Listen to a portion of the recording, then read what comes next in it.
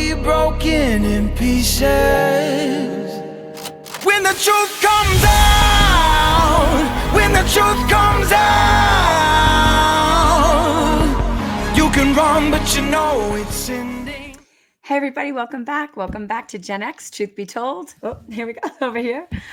Listen, I am so excited. This is only week 2, but I have to tell you, we've had some great feedback and I had so much fun reading all of your comments and suggestions and all the things that you guys had to offer. And I have to tell you, you're just a big loving group and I love it. And it makes me want to come back here and do this. I'm telling you, I want to record like 5 a week, but we don't want you getting sick of me either. So we're going to get into it today. This is what we're going to talk about. I was thinking about there's all these things we could talk about, right? We could talk about the Karen Reed trial. We could talk about the Diddy trial. We could talk about Trump. We could talk about all the things. We could talk about Biden and his cancer and all of that. There's a lot of things going on politically, pop culture, all the things in the world. But this is what I wanted to talk about. This has been in my heart for a while. I had a young lady on TikTok ask me, she said, how do you feel about having a relationship with a narcissistic mother? And this opened up this topic for me. And I wanted to get into it with you guys this week. And let's dive deeper. And I told you that I would do that when we opened it up on TikTok. So here we go. Let's get into it. Some of you, for those of you that don't know me, you're new here. My name is Jen. I'm originally from the East Coast. I was born and raised there, born and raised in Rhode Island, and made my way out to Colorado in 1998. And I've been here ever since. Since then, I have reestablished and rebuilt an entire life for myself here. When I moved here, I didn't know anyone.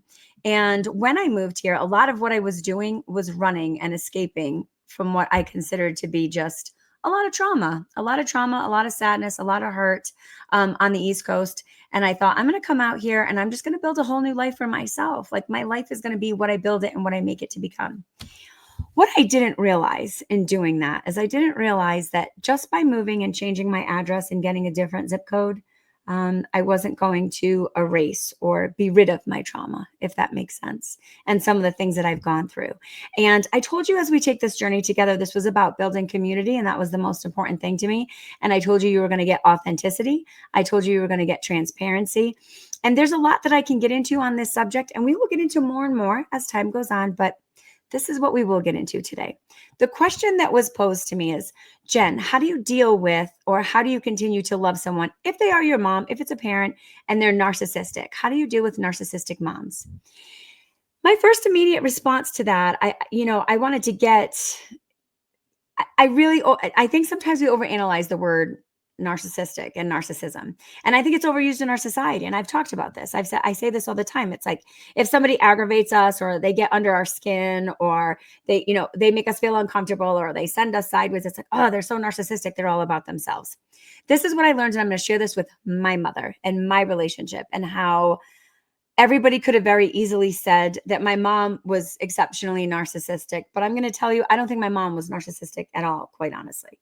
But this is what I can tell you. And I titled this Mama Traumas for a reason, because I'm starting to get this under how many of you like really get into the topic of like, you hear people use the phrase generational curses or product of your environment and all of these things. This is why this is such an important subject to me. When I decided to move from the East Coast to here, I wanted to like rebuild and start over and have this whole new life and almost pretend like the last life didn't even exist. It doesn't work that way. It doesn't work that way. And this is what happens. We carry all of the trauma and all of the things. We just stick it in a different suitcase. We put it over in the corner. We forget that it's there until it starts to like unleash itself in everything that's happening in your daily life. So for instance, for the gal that had asked me, how do you deal with a narcissistic mother? Here's what I want to say that. I grew up in an environment, and I will say this, I'm not going to get too terribly personal into it. We're going to get into this, as we get further down the road, but my mom was a tough mom. I just lost her a year ago in February. I took care of her until she passed on, but she didn't raise me. I was raised by a single dad. I was raised by a single dad who took care of myself and my sister, my little sister. And that was a tough thing to do. I mean, imagine a guy getting custody of 2 little girls in the 70s. I'm 51 years old. I'm going to be 52 this year. My sister's turning 50. So, we were 4.5, 5 when my dad got custody of us, which I can only imagine for him had to be insanely scary as a single guy. I know that I have lots of aunts on both sides of my family that came alongside me, came alongside my dad, assisting and helping raise us. But Ultimately, it was my dad that did that job. But while doing that, I had suffered and I endured a ton of abuse as a child. And it's going to be hard. It's going to be hard. I said I was going to be transparent on here, and it's going to be hard for some of my family to hear this. But it is what it is, right? And that's part of the problem. And that's why we have so many generational curses. So, do I think that my mom was narcissistic? No. I think that my mom had addiction problems. My mom definitely had, alcohol abuse problems. My mom had been in a bunch of tumultuous relationships. And my entire life, at the core, at the very core of me, I used to honestly just believe, I don't think that my mom even likes me. I really didn't. I'm like, I don't think she likes me. She could be very cruel. She could say exceptionally hurtful things. When I was a child, there was so much manipulative abuse because I think she was angry about the fact that my dad had custody of us. There was a lot of arguing that went back and forth between the two families on that. But at the end of the day, what it came down to is my dad was doing the very best that he could. And so was my mom. My mom was trying to do the best that she could. There was one thing that I learned and I figured out. I was talking about this in therapy. I'm a huge advocate of therapy. And I was thinking about this the other day and I said, as a mom or as a daughter, I forgive my mom. I have forgiven my mom long since years ago for some of the abuse and some of the things that took place in my childhood. As a mother, I don't know that I could ever understand it. I can't understand it because the desire that I have always had for my children is to do nothing but create the safest, most loving, most comfortable, nurturing, just a safe place to land. Always feel like you're at home environment. What I didn't realize until I became a mother at 19, how much of the trauma from my childhood had traveled into my adulthood. So where I thought that I was going to be different and I was going to do better, I sucked. I genuinely sucked. I was, 18 when I got pregnant, 19 when I had Gregory. And the hardest part is that everything that made me feel insecure, inadequate, not good enough, not loved, like I didn't belong, I didn't, all the things that make us feel insecure, I carried into my parenting. And for Gregory, when he was younger, that made me a super crappy parent because I had so many control issues because there was so much abuse in my childhood and I wanted to control what was happening in my life as an adult, that the things that I tried to control were the simple, easy things. And it was hard for me to realize that, like, the things that I was obsessing over and genuinely tormenting my child over were because there were unhealed things that I was dealing with in my child. And why it's so important and why I'm telling you this is because at 31 years old, I sat down and I had a conversation with him. And I was like, I know that you have no expectations. You're not asking anything of me right now, but we need to have this conversation because I need to tell you something and I need to share some things with you. And I shared, gosh, we sat on his couch, I think for like an hour and a half, maybe 2 hours. And I shared a lifetime of abuse that carried from my childhood into my adulthood. And some of those things for a 31-year-old man who, you know, he's my whole heart. We raised each other. But for him to hear some of the abuse and some of the things that I endured was not easy for him to do. But here's why I say I don't believe it's narcissism. This is why I had to share this with him, because I refused. What I realized when my mother died, let me back up for a minute. What I realized when my mother died, all the weight that I carried into my adulthood about how I thought my mother felt about me could have been cleared up on so many levels if my mother had been honest with me about her childhood. My mother's childhood was hell. And a lot of it, I didn't know that. And you have to remember, so I'm Gen X, literally, but GEN, Generation X. That's the generation I'm from. The parents that raised us came from a generation of this. Shh. It's a secret. It's a family secret. We keep it in the family. We don't talk about it. They didn't have therapists. They didn't have gummies. They didn't have safe spaces. They didn't have counselors at school that they could talk to. They didn't have anything. So that generation, my grandparents' generation, the generation, if you had a problem, it was suck it up, pass it on, and move on. We're not going to talk about it. You're not going to get to go and sit and process and go through all your feelings. And so what that did is that build up angst and problem and issues and anger and torment and more trauma. And that bled into then that next generation, which was my parents' generation. And then my mother had to deal with abuse that I never knew of. I'm telling you, I was furious and so angry to find out what happened to my mother after she was gone. One, because I wanted to hug her, tell her it was going to be okay. Two, I wanted to show her the value and what she had and the place that she held in this world, and that she was important. And I don't think as a child anybody told her that. And I think that she was abused horribly. And I think that people made her feel like that was the norm. That was an average Tuesday. That's what happened on a Saturday afternoon. And nobody rescued her. Nobody helped her. Nobody made her feel like this is wrong and this is unacceptable behavior and you're not to blame. You didn't play a role in it. And so she grew up loathing herself and hating herself. And then she became a mother. And then she transferred all of that onto me. And then members in her family assaulted me and abused me and hurt me. And for some reason, to this day, I'll never understand. And I hope on the other side of heaven, I get to get some of these questions answered. She didn't protect me. She didn't protect me. Sometimes she was the abuser, but there were other people abusing me and she was aware of it. She was aware of it. And that's the part where I've said as an adult, I came to a place to where I forgave her. But as a mom, I'll never understand it.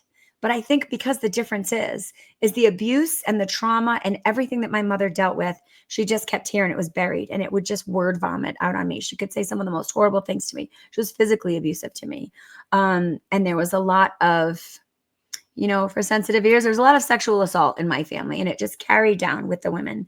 And I was the oldest grandchild. I was the oldest granddaughter, but I was the first grandchild. And I got the first level of abuse at that level in that hierarchy of my family.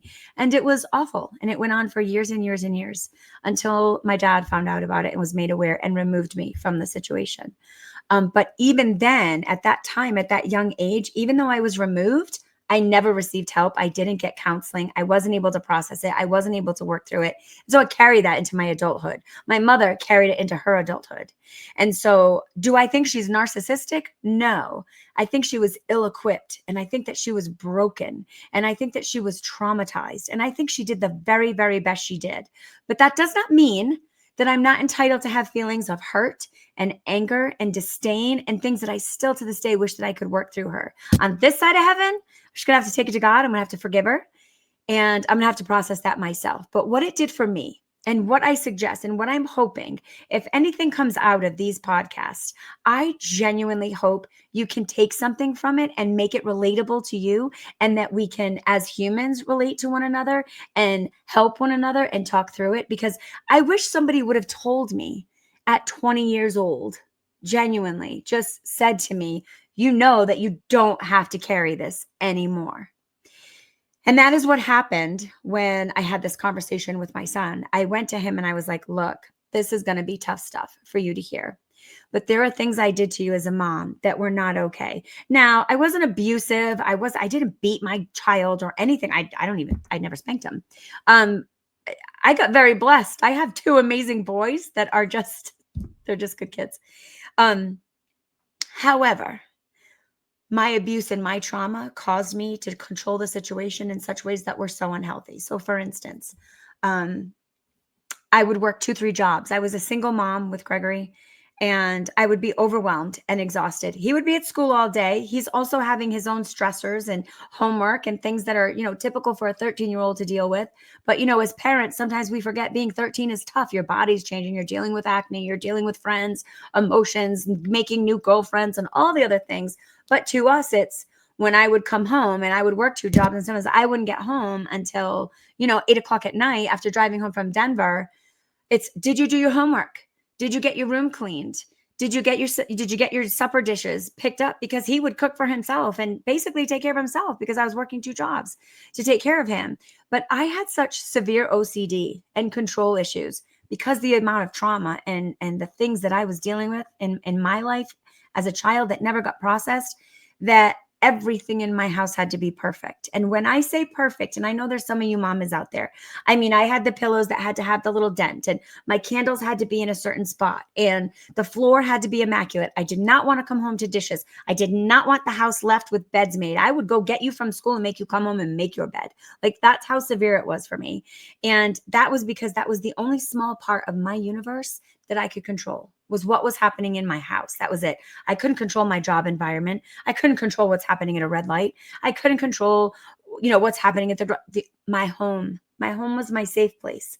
Except in the effort that I tried to make it my safe place, it became probably a place of torment for my son sometimes. I'm sure he was constantly riddled with like, what the hell is the pillow in the right place? What if she comes home and she's mad? Instead of me letting go of all that trauma and processing it all and being okay with the fact that my couch doesn't have to be perfect, I'd rather come home and look at his homework with him and ask him how his day was and what did he have for dinner, and make the time the time that I would obsess about cleaning my house.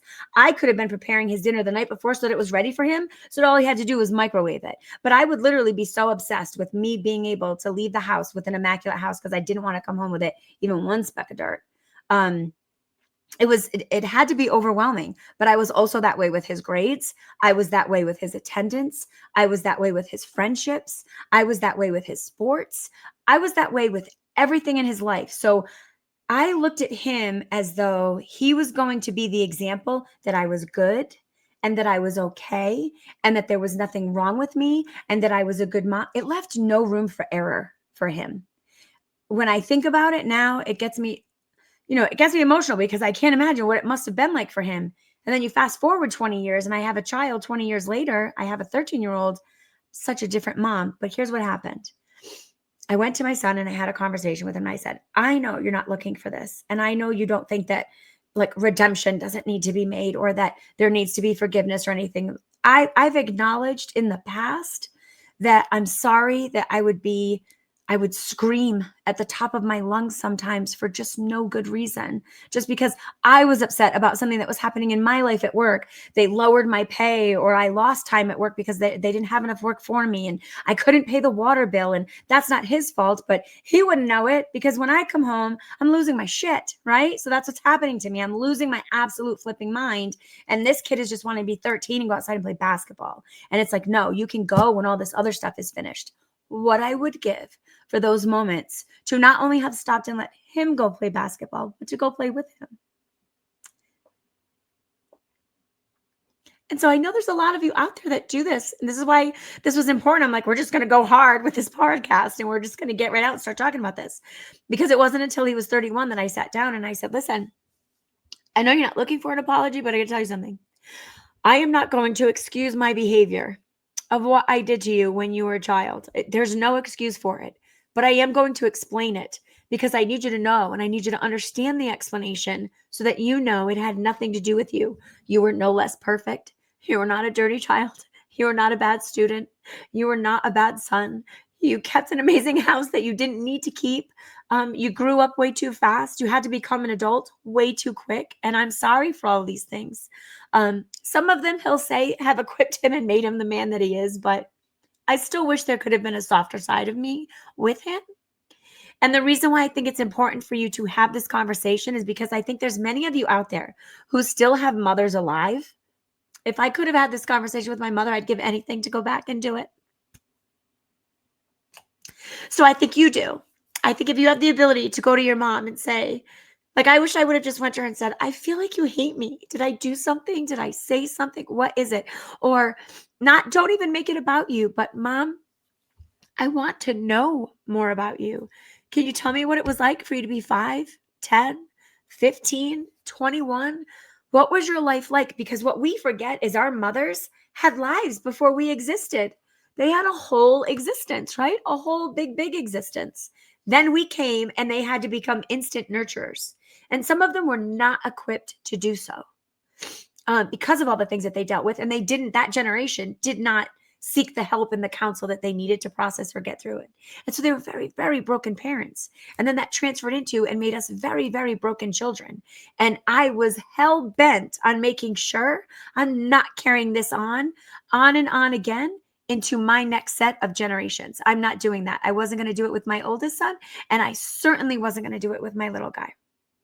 So when I went to him, I basically said, I need to explain to you why I was doing the things that I was doing, why I was screaming, why I looked like I was out of control. It had nothing to do with you.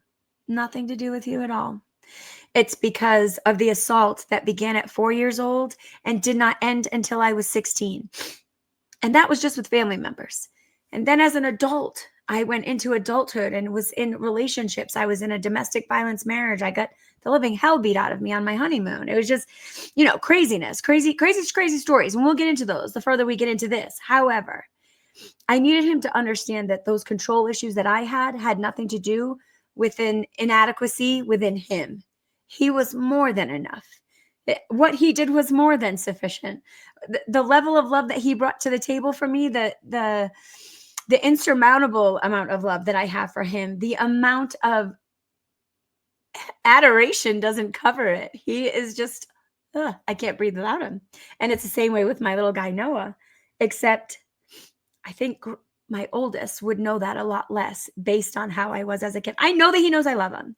I know that he knows I worked very hard as a mom to provide and take care of him and show him that I loved him. And I would make many sacrifices so that he could do the things that he loved.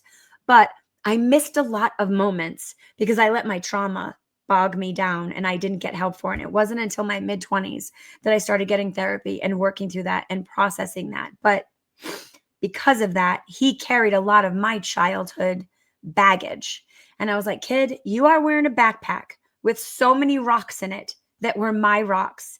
And then those rocks came from my parents. And then those came from their parents. And there's just so much. And I'm like, so today we're taking that thing off. Take off that backpack, put it down, let go of it. You're not carrying my baggage. I'm not carrying her baggage anymore. We're letting go of that because that's where I think everybody's like, my mother's narcissistic. My mother. And now look, I'm just saying there are some people out there with narcissism and there are some narcissistic parents.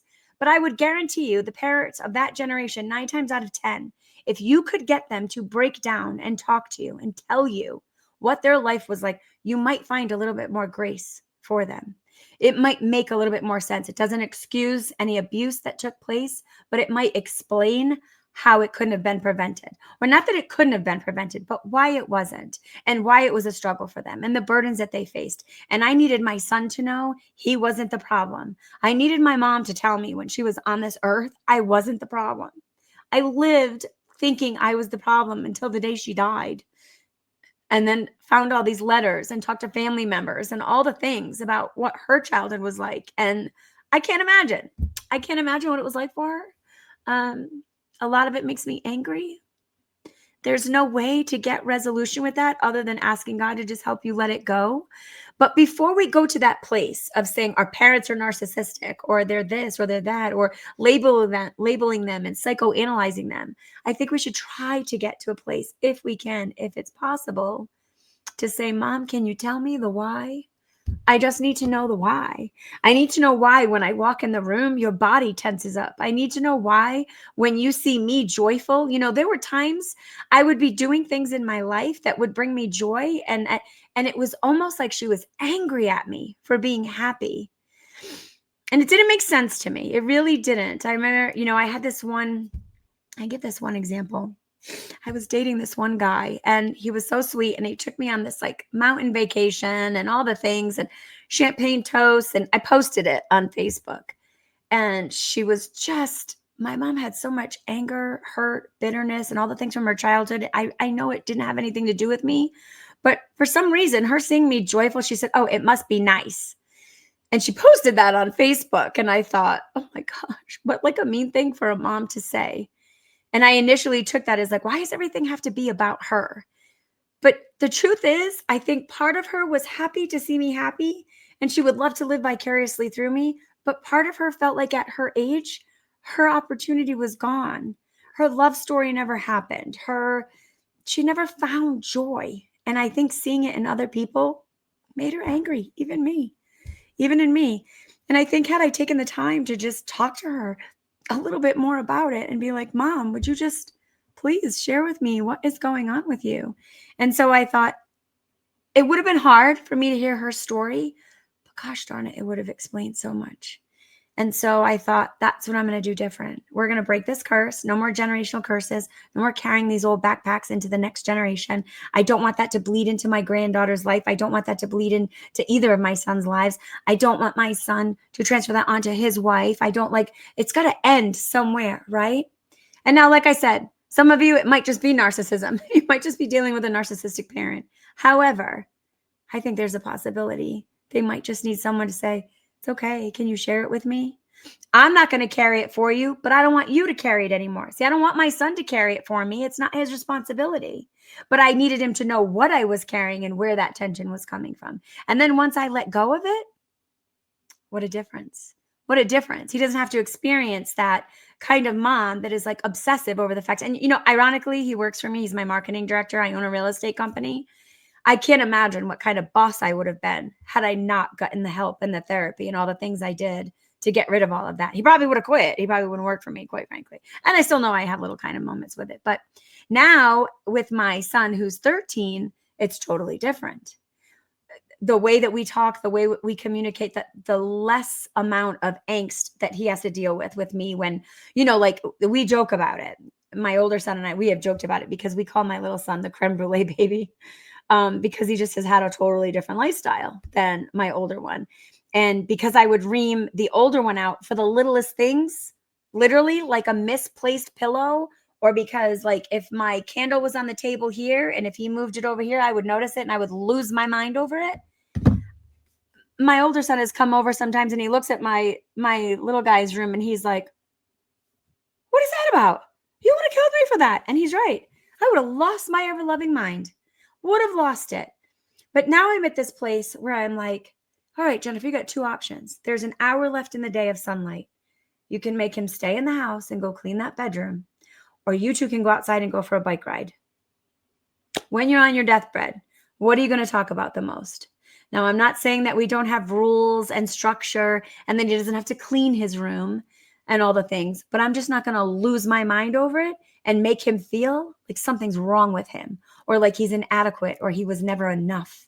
It doesn't have to come down to that. So I know we'll get into this on a much, much deeper level. We're going to do episodes where we talk about addiction and alcoholism and some of the, the deep level of trauma that comes out of these relationships. I'm just saying that before we rush to the place of believing in our heart of hearts that something's wrong with them, maybe we just ask the why, because I think sometimes in that generation, nobody asked them, why? Why are you feeling this way? Why are you acting that way? Why are you saying those things? It was just, how could you? How could you treat me this way? I can't stand you. I hate you. You're awful. You're rude. You're mean. You're ignorant. You're narcissistic. Instead of going, is she though? Is he though? Or is he broken? Is he traumatized? Does he have things? Now, look, I don't do well with victim mentality. I've had a lot of things happen to me. We will talk about all kinds of things here, okay? Crazy stories. Sometimes some of my stories, people are like, that should be a book. That should be a movie. But the truth of the matter is, when I think about it and I go back to it, I refuse to let it define me.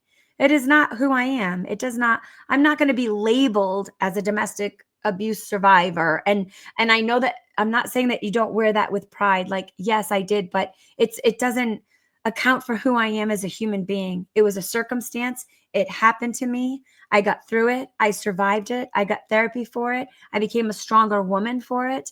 But it's not my identity. It's not. Most people wouldn't know that about me when they meet me because you'll very rarely hear me talk about it, quite frankly. There's a lot of abuse that took place in my life. And I'm not saying that, I didn't ignore it. I didn't deny it. I worked through it. I've sorted through it. I've gone through it with therapy. I've been honest. I'm transparent about it. If I feel like the good Lord can use it in someone's life, I will counsel someone with it. But will I live in a deep pit of depression and not allow myself to see the worth that I have and who I am? See, when you're abused and things are happening to you, so often as a victim, we internalize it and we go to this place of, what did I do to deserve that? Or what did I do to cause that? Or what did I say to make them think that it's okay to do this to me? It's not about you. It was never about you. That's a them problem, not a you problem. And it took a long time for me to realize that's a them problem. They're going to have to work through that and figure that out. But my problem is now I've got to take it, not take ownership of it as the responsibility for it, and find a way to heal from it. The healing part is my responsibility. My response is my responsibility. And that is literally what I've been working on for the last 25 years. So I hope you take this in good conscience and know that I share all this stuff, one, to be transparent, but two, because I get so many messages and so many DMs about women asking me because they've heard me drop little hints here and there, how I manage it or how I've dealt with it, or, how do I manage being a single mom as a teenager? And how did I, all the things, and the big age group. My kids are almost 20 years apart. It's kind of crazy. And so when I think about that, I just think, it's time to share it, because if we don't start talking about it, we're going to be like that old generation that didn't talk about anything. And then we're carrying our bags into the next and making our kids carry those bags. And I'm just not going to do that anymore. And I hope that you don't do that with yours. So if you have questions, feel free to drop a question, send me a message, an email. You guys have all of that information. You can find me on TikTok at JENNL124. That's where I am on TikTok. You can DM me. So we're going to keep getting into this stuff deeper and deeper. And I hope this was just helpful, if even just for one person. Let go of those mama traumas. Start asking the question why. And if you don't get the answers, it's okay not to take ownership of it. It's a them problem, not a you problem. Don't carry that bag into the next life. I love you guys. We'll talk soon. See you later.